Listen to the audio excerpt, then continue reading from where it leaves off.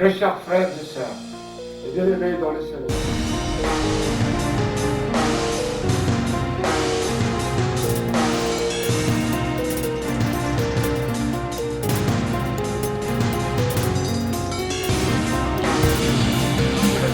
Frères et sœurs, avec le missionnaire en Jésus, aujourd'hui nous sommes avec vous, toujours avec l'évangélisation sur Radio TV Maison de la Vérité.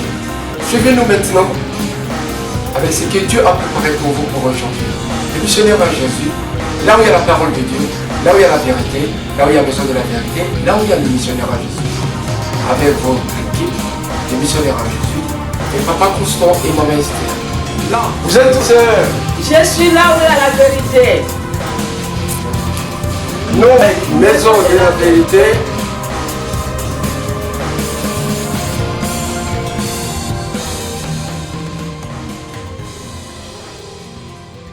Chers frères et sœurs, et bien-aimés dans le Seigneur, voici encore nous, le missionnaire à Jésus, devant vous. Aujourd'hui, nous avons ramené un message très puissant, les bien-aimés. Les jeunes, ils ont manifesté leur joie avec la grâce du Seigneur. Les jeunes, ils ont montré qu'il y a un Dieu qui est vivant, il est puissant.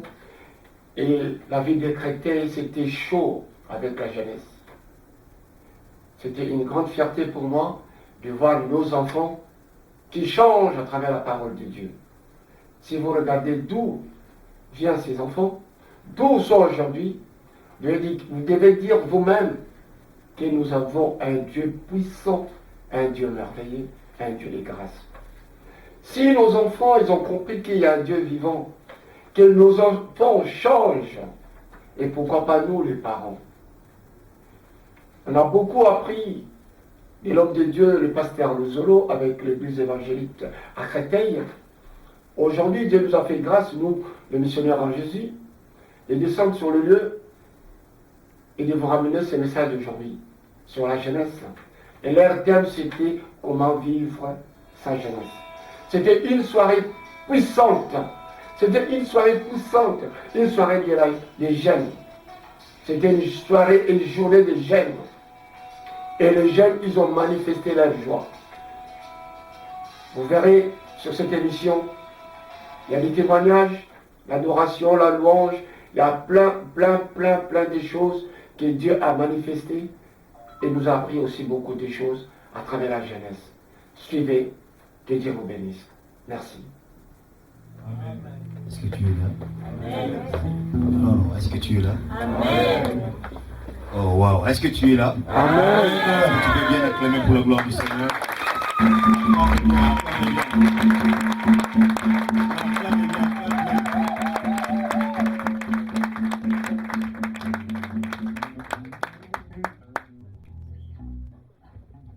Je vais chanter pour la gloire de Dieu.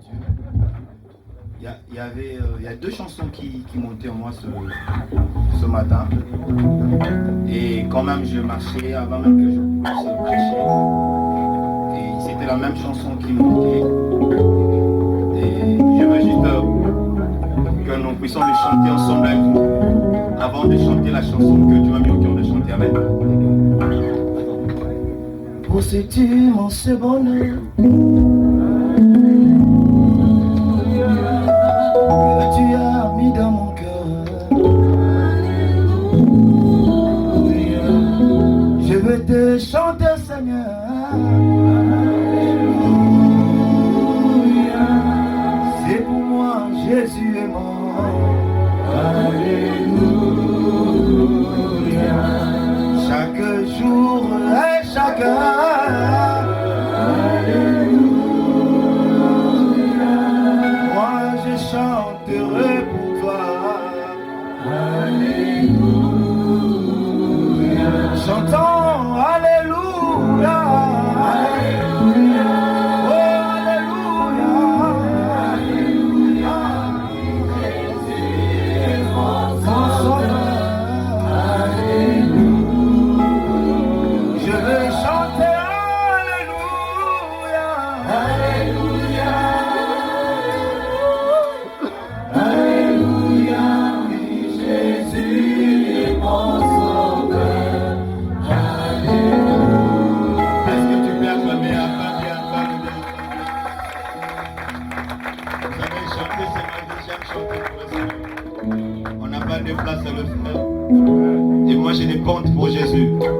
Amen.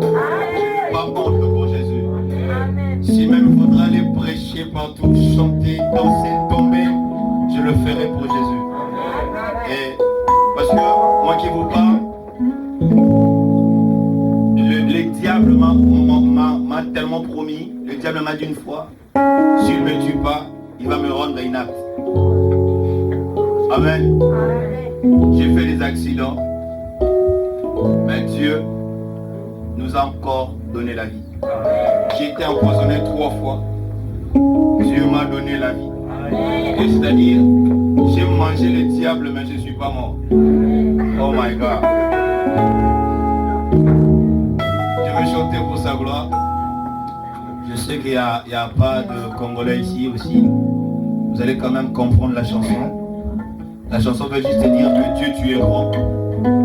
Et la chanson veut aussi dire que Seigneur, il n'y a point un Dieu comme un Dieu. Amen. Jésus est là.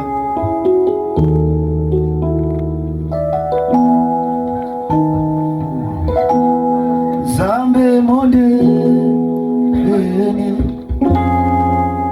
Zambe monde, Zambe monde, Mosu soja biti. Zambe monde, Zambe monde, Zambe monde, Mosu soja biti. Osala kandenge nini Yesu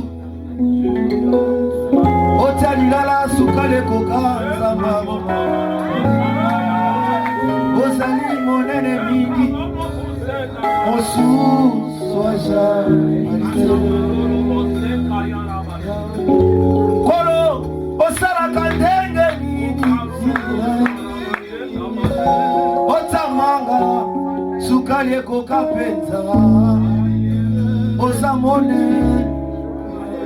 Mosu Soja Ite Zambe Monene Zambe Monene Zambe Monene Zambe Monene Zambe Monene Mosu Soja Oh Zambe Monene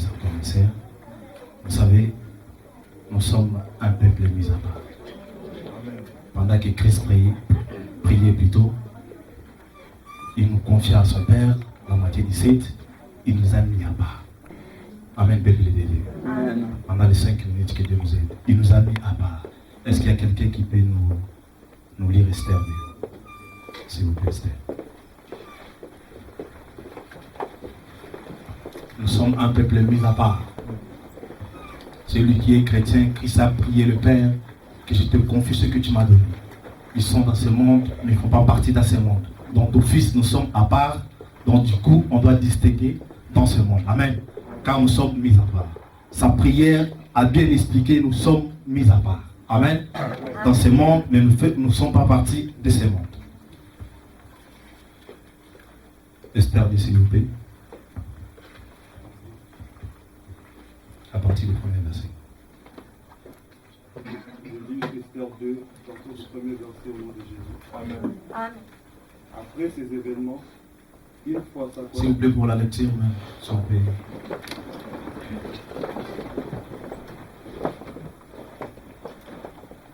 Je lis au nom de Jésus. Amen. Après ces événements, une fois sa colère apaisée, le roi Assyrus pensa avec regret à Vashti, à ce qu'elle avait fait et à la décision qu'elle avait prise à son sujet.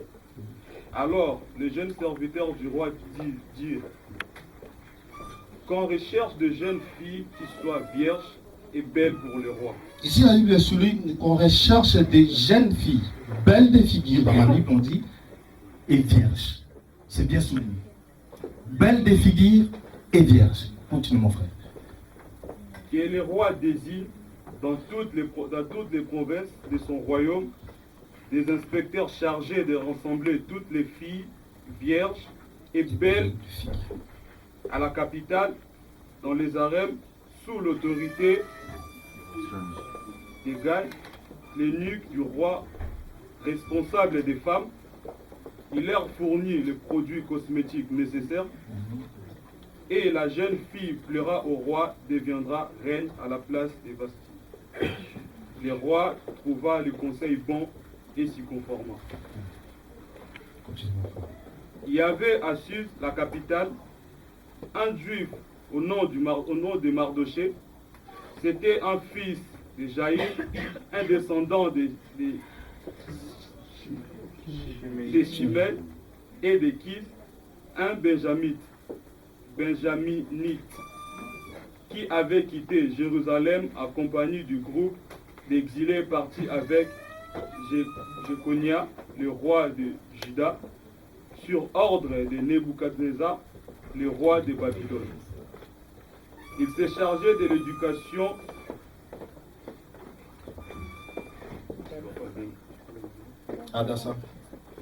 Il s'est chargé de l'éducation d'Adassa, alias Esther, la fille de son oncle, car elle n'avait plus ni père ni mère. Cette jeune fille était belle à tout point de vue. Belle à tout point de vue. À la mort de ses parents, Mardochée l'avait adoptée. Alors qu'on proclama le message du roi, qui avait valeur de loi, et qu'on rassembla un grand nombre de jeunes filles à Suse, la capitale, sous l'autorité des Gaïs, Esther fut aussi prise. Elle fut conduite au palais et placée sous l'autorité des Gaïs, les responsables des femmes. La jeune fille lui plut à gagner sa sympathie. Il s'empressa de lui fournir les produits cosmétiques et les éléments dont elle avait besoin. Elle lui donna aussi 7 jeunes filles sélectionnées parmi les personnels du palais. Puis il a déplaça avec ses suivantes dans le meilleur appartement du harem.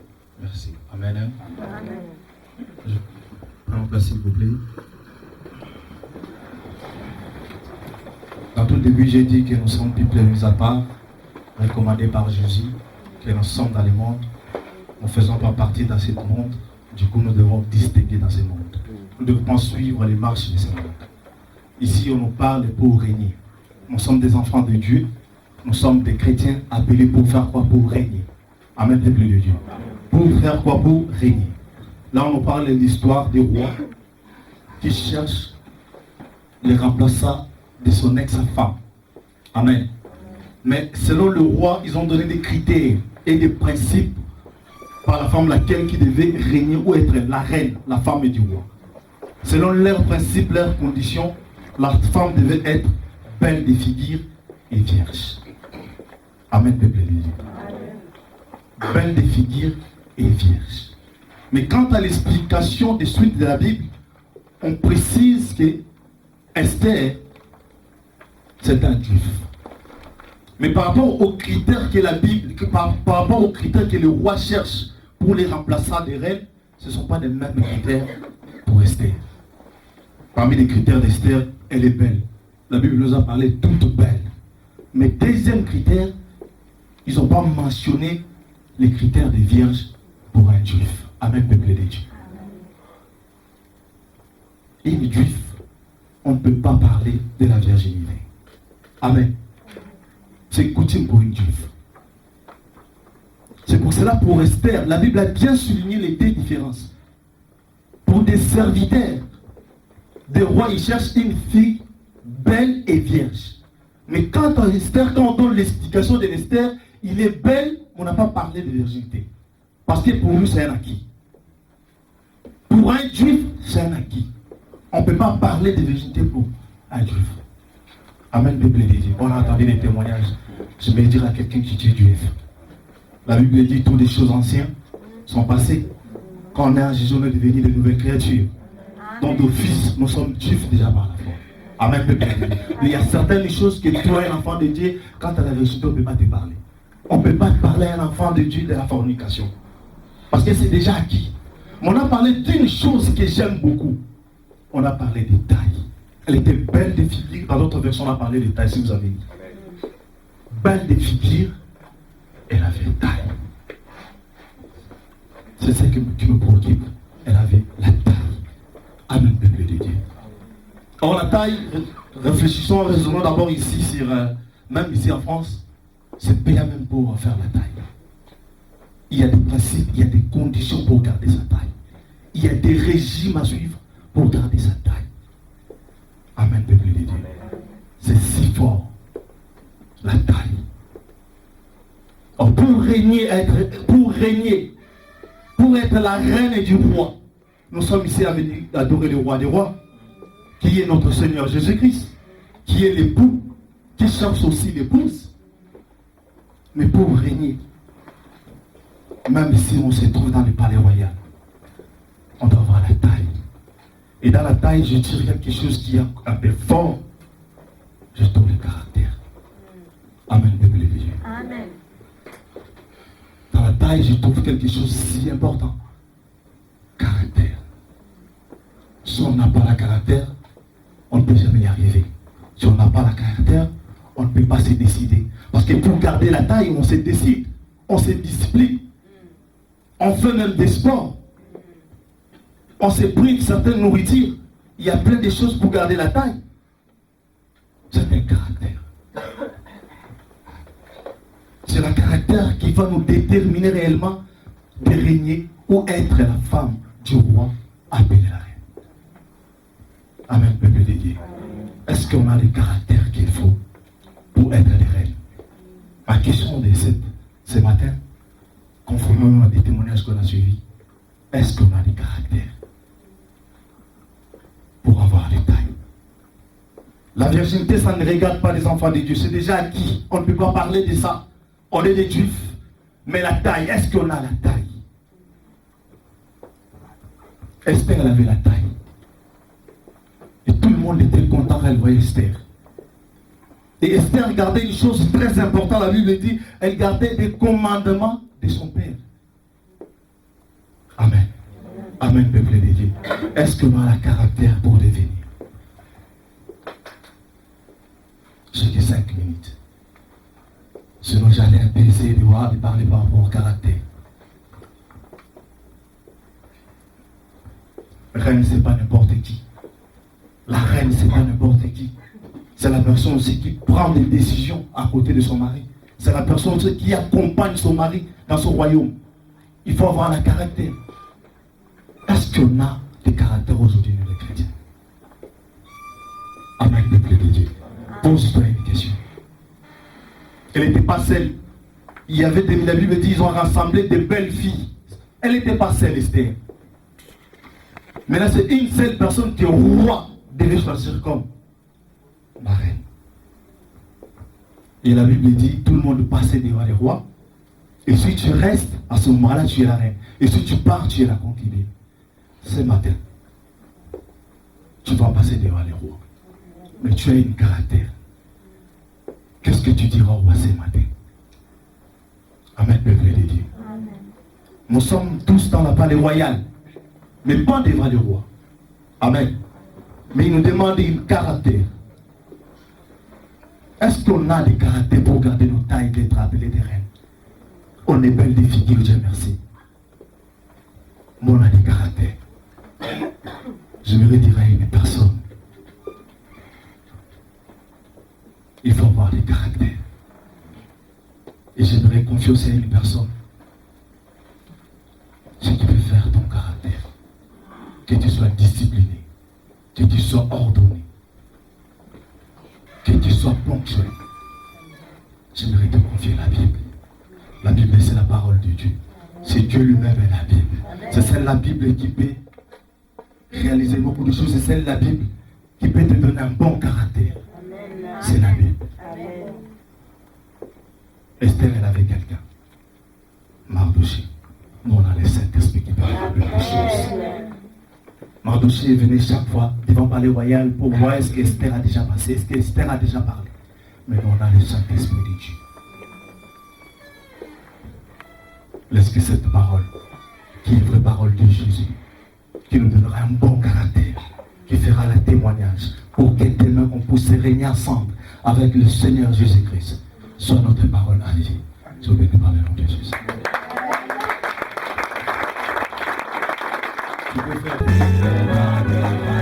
Alléluia. Alléluia, alléluia, alléluia. Est-ce qu'il y a la joie? Le frère Gors nous dit à chaque fois que la joie est une personne. Et la joie, c'est Jésus. Si tu as la joie, je te prie, acclame.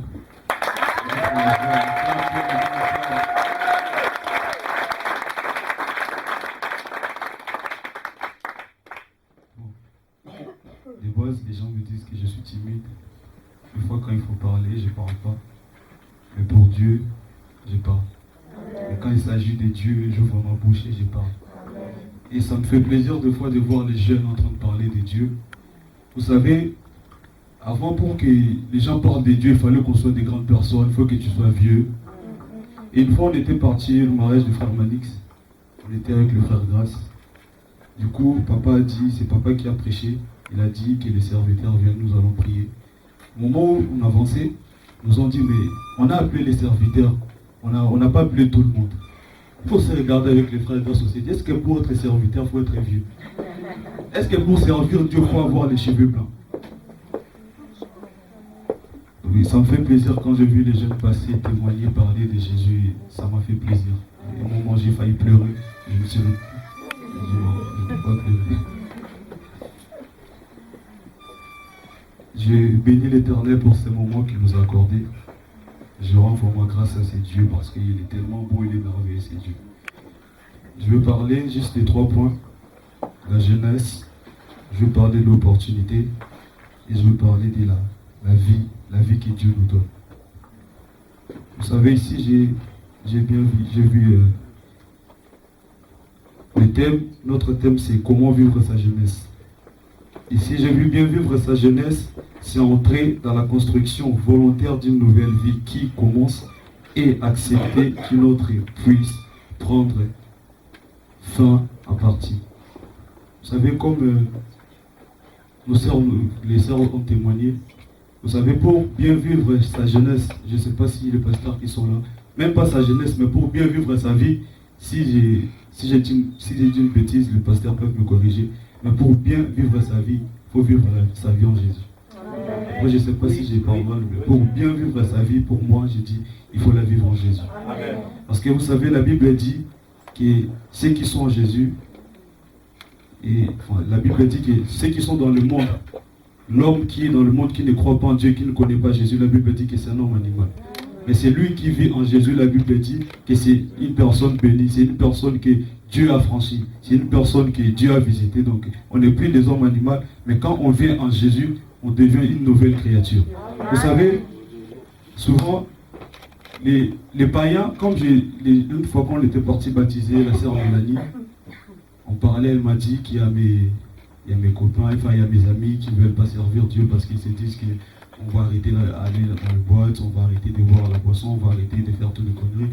Les gens ont peur de venir en Dieu parce qu'ils se disent qu'il y a une vie qu'on doit arrêter. Les gens se disent que maintenant on va commencer à faire des sacrifices. Et une partie, enfin il y a un verset dans la Bible qui dit que les choses de Dieu ne sont pas pénibles. Les commandements de Dieu ne sont pas difficiles. Les gens ont peur de venir en Dieu parce qu'ils se disent qu'il y a certaines choses qui vont arrêter. Mais moi, je t'ai pris, je t'invite aujourd'hui, si tu n'es pas encore chrétien, si tu n'as pas encore donné ta vie à Jésus, donne ta vie à Jésus. Il n'y a pas plus belle façon de vivre sa vie qu'en Jésus. Et si tu es ici, tu as donné ta vie à Jésus, je dis gloire à Dieu, je t'ai pris je t'encourage encore à aller de l'avant, je t'encourage encore à forcer, je t'encourage vraiment. Parce que ici la Bible dit bien vivre sa vie, c'est accepter de laisser une vie et commencer une autre. La Bible dit que ceux qui sont en Jésus sont une nouvelle créature. Si aujourd'hui tu as accepté de commencer notre vie, je t'encourage. Je te dis vraiment il faut forcer, tu es jeune. Ici, je sais qu'en étant jeune, c'est pas facile de servir Dieu. Mais je dis que c'est facile avec l'aide du Saint-Esprit. Parce que la Bible dit que sans l'aide du Saint-Esprit, nous ne pouvons rien. Et quand tu es jeune, tu sers Dieu, tu dois demander l'aide du Saint-Esprit dans ta vie. Tu dois demander ces dieux-là de t'accompagner. Parce que vous savez, déjà, l'homme pour vivre avec un autre homme, c'est difficile. Il y a des problèmes, il y a des choses. Maintenant, vivre avec Dieu que tu n'as jamais vu.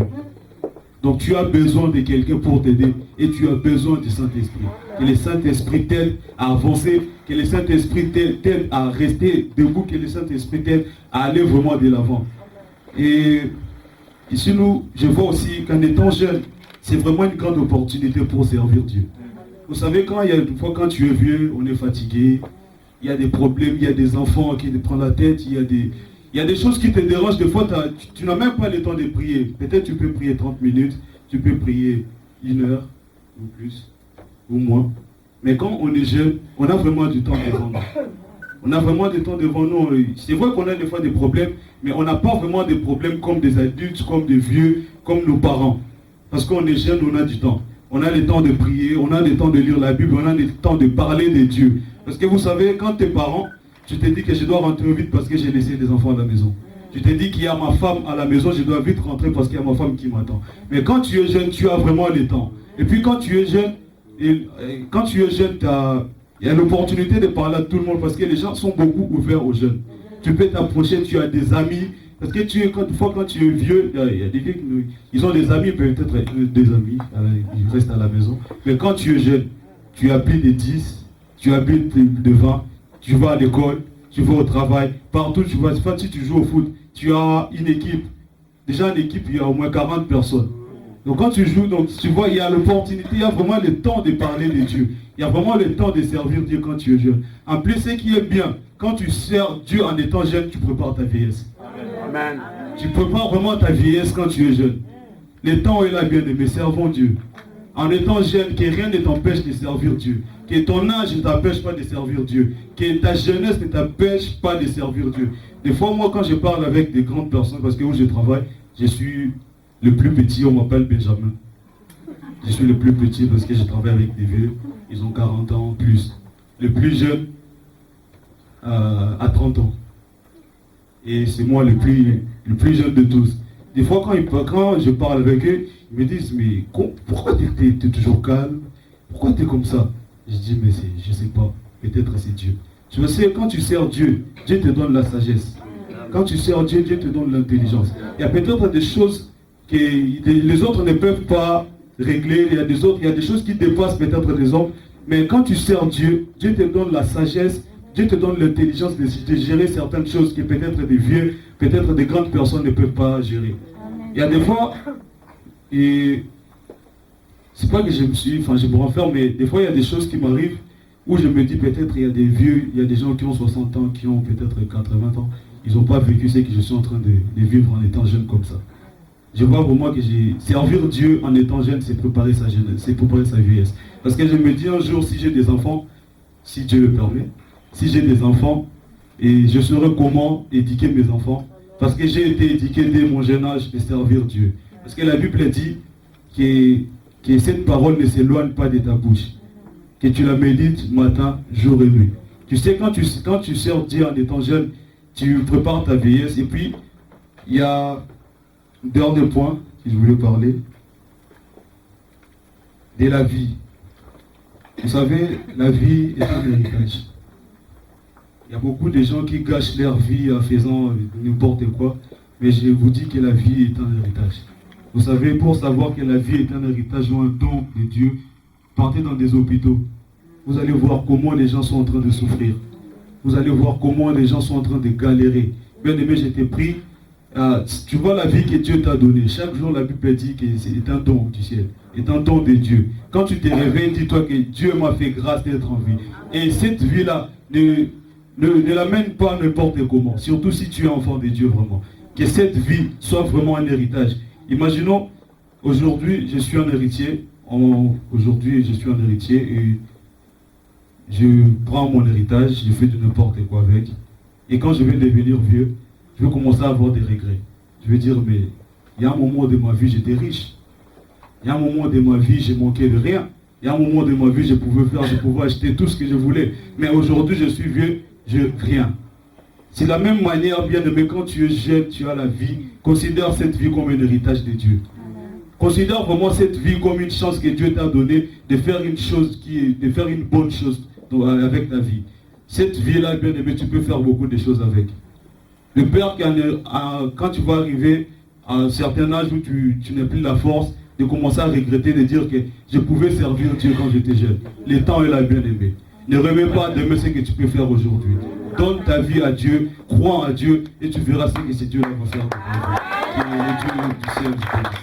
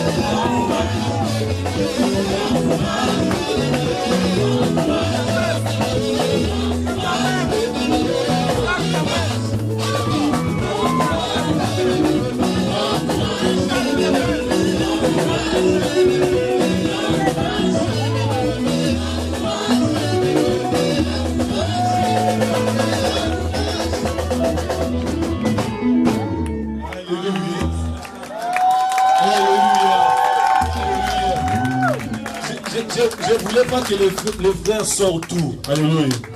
Alléluia. Il y a des choses qu'on a cachées. Amen. Mais si on commence,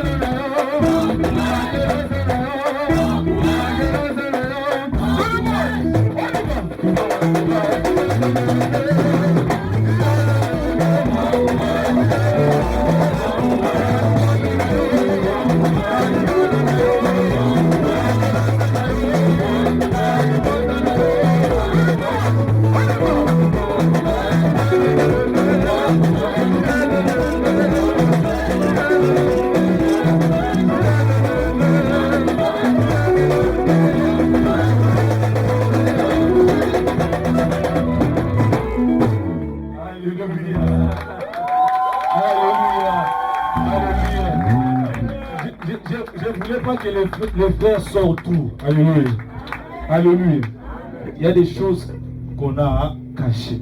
Amen. Parce que si on commence là, je sais que c'est. On n'aura pas le temps. Amen. Chaque chose a son temps. Amen.